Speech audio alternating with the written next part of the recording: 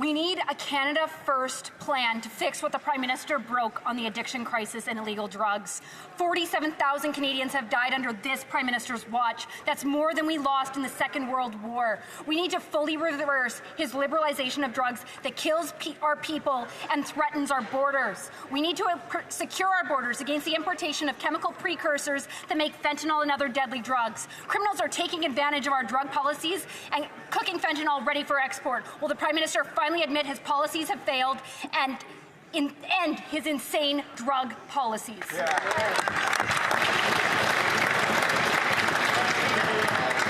The Honourable Minister for Mental Health and Addictions. Mr. Speaker, every life lost due to the illicit toxic drug supply in this country is a tragedy for families and for communities.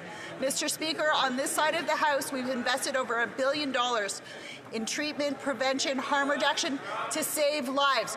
We've worked with our U.S. counterparts on precursors, and we will continue to do the work to save lives based on evidence, based on health care, and based on protecting those who need help the most. We will not look away, Mr. Speaker. We are here to protect those who need our help. Bravo. The Honourable Member for Fort McMurray Cold Lake. That's not a plan. We need a Canada First plan to fix what the Prime Minister broke on the addiction crisis and illegal drugs. There's been a 200% annual increase in drug deaths under his watch.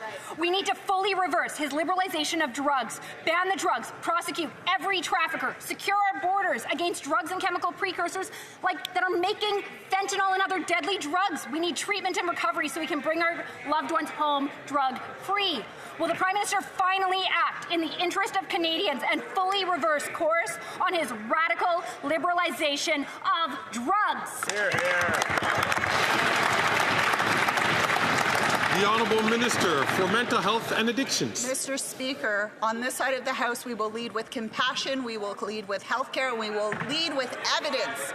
Mr. Speaker, since 2015, we have been investing in the treatments and the pathway that means the most to those whose lives we need to save.